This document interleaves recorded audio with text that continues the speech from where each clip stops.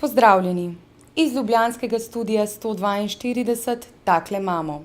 12 južnoameriških držav se je dogovorilo, da ustanovijo zvezo, ki bo pospešila medsebojno gospodarsko izmenjavo in jih tesneje povezala tudi politično. Za vzor so si vzeli Evropsko unijo. Sedež institucij UNASUR-ja, vključno s parlamentom, bo v Boliviji. Ustanoviteljicam se ni uspelo dogovoriti o skupni vojaški politiki, ki sta jo najmočneje zagovarjali Brazilija in Venezuela. Predsednik Lula je v skupnost povabil vse ostale države Latinske Amerike in Karibov in ob tem dejal, da ima Unija priložnost postati močna svetovna sila, ki bo spremenila razmerja svetovne moči ne le zase, temveč za vso človeštvo, še posebej v časih, ko cene hrane drvijo v nebo. Edina preostala zaveznica ZDA v Južni Ameriki, Kolumbija, se UNASUR-ju ni pridružila. Sočasno s pogovori o ustanovitvi unije so ameriška vojaška letala kršila suverenost venezuelskega zračnega prostora nad otokom La Orchila, kjer je vojaška baza in predsedniška poletna rezidenca. Nelagodje povzroča tudi selitev ameriške vojaške baze iz Ekvadorja v Kolumbijo. Ta naj bi bila locirana praktično na meji z Venezuelo. Napetost narašča že nekaj časa, saj so ZDA aktivirale četrto floto, katere jedro bo letalonosilka na jedrski pogon. Četrta flota ni bila aktivna od druge svetovne vojne, ko so jo formirali za lovljenje nemških podmornic ob karibskih in južnoameriških obalah. Dozo enake ameriške arogance ponuja tudi senator in republikanski predsedniški kandidat John McCain. V intervjujih in nastopih pred kubanskimi emigranti v Miamiju je malce ozmerjal Kubo, še bolj Obamo, ker bi se pogovarjal s Kubanci brez postavljanja pogojev. Glavna ost je bila naperjena proti Venezueli in Boliviji, kjer bi v vlogi predsednika naredil vse, da državi ne bi zašli na isto pot neuspeha, kot se je to zgodilo Kubi.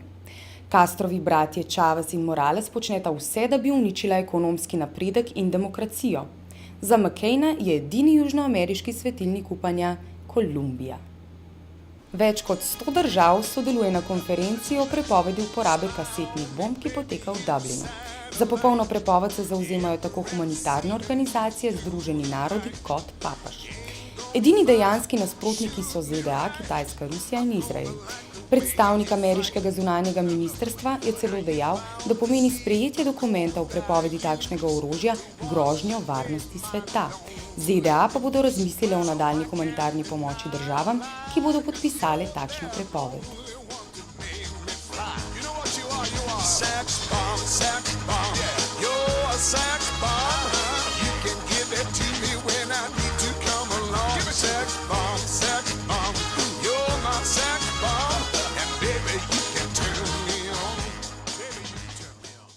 V nedeljo je kot novi predsednik Libanona prisegel general Michel Sulejmani. Izvolitev predsednika je končala 18-mesečno politično krizo, ki je Libanon spravila na rob državljanske vojne. Sulejmani je konsenzualni predsednik, ki mu ne nasprotujejo ne prozahodni suniti okoli Haririja in ne Hezbolah s Hasanom Nasralom.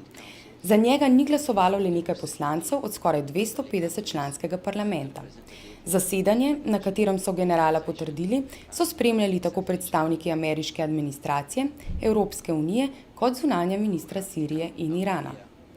Libanon ima zelo nenavaden način izbire najvišjih predstavnikov države. Po državljanski vojni in izraelski okupaciji so sprejeli ustavo, kjer mora biti predsednik maronitski kristjan, premier sunit in predsednik parlamenta šiit. To sem kar malo zapela, si videl. Šiit. I swear to Almighty God that I will respect the constitution of the Lebanese nation and its laws, and I will safeguard to protect the national unity and safeguard of its territories and safety of its territories.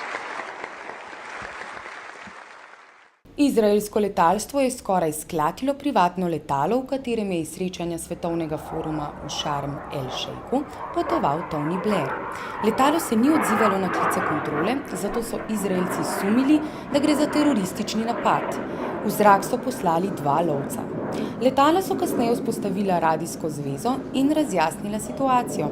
Milijonar Tony je za dogodek izvedel iz časopisov nekaj dni kasneje. Na obisku v Saudovi Arabiji se je mudil predsednik Bush. V zameno za povečano črpanje nafte je kralju Abdullahu ponudil dostop do civilne jedrske tehnologije.